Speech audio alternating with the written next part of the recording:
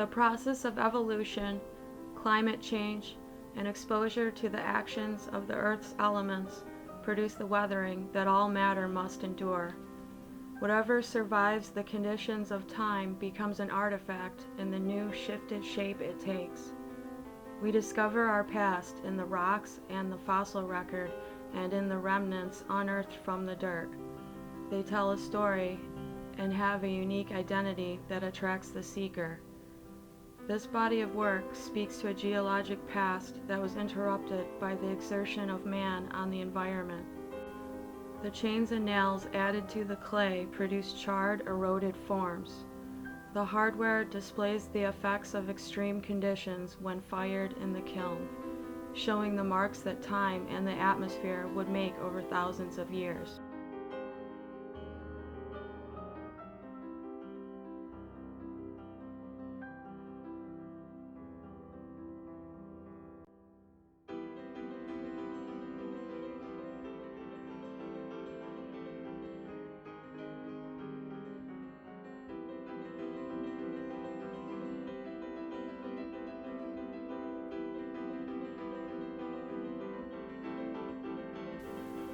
This collection of ceramic sculpture is thus characteristically weather-beaten in its use of strong surface textures.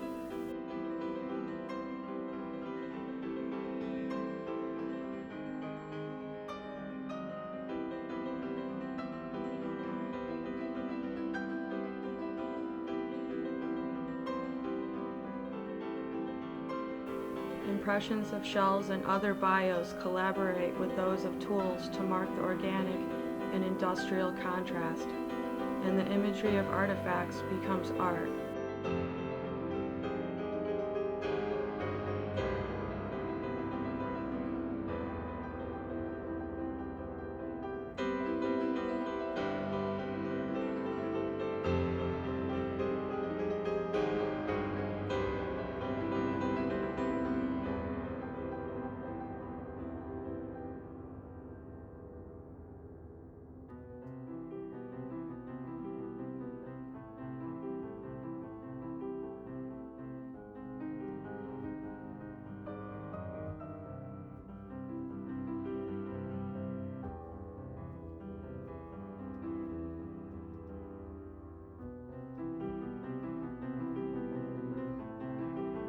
Fossil impressions paired with a cave painting aesthetic become sculptural expressions of the natural environment and bring the past to the present.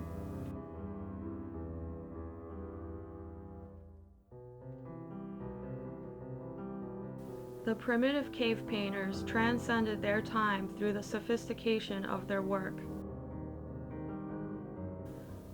Images of the equine in this work assert themselves against reflections of the landscape, vegetation, other animals, and the marks of tools, labor, and war. Since ancient times, the oppression of these sentient beings parallels the apparent advancement of civilizations. Dependence on the obedient contribution these animals made helped accelerate the transformation of society and the merging of technology and the environment.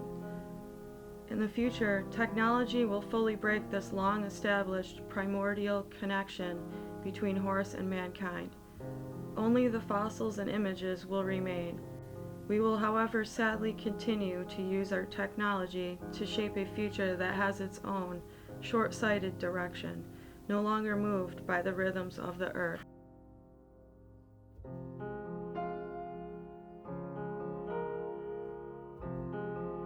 Ever more clever, ever higher, humans try to dominate space. Civilizations make monoliths to worship, celebrate, and communicate established order and control.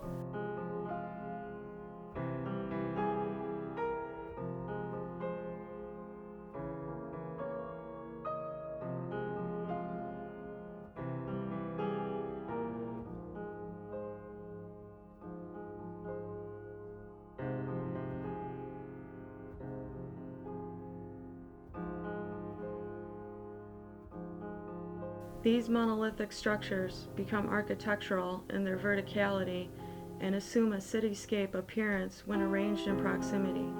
They are vessels that become buildings. They could be an old city, possibly the remains of a metropolis long burned out and abandoned, or a future civilization.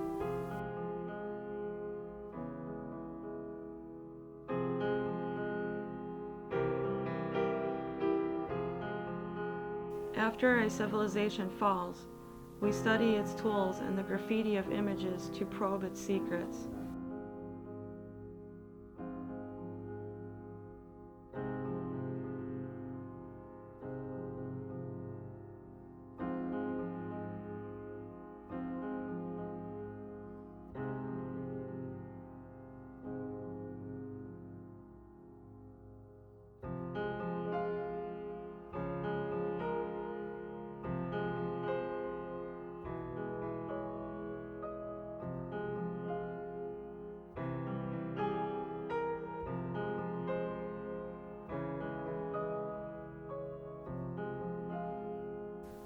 The chains, screws, and nails oxidize and combine with the bleached bones of creatures that have already gone extinct.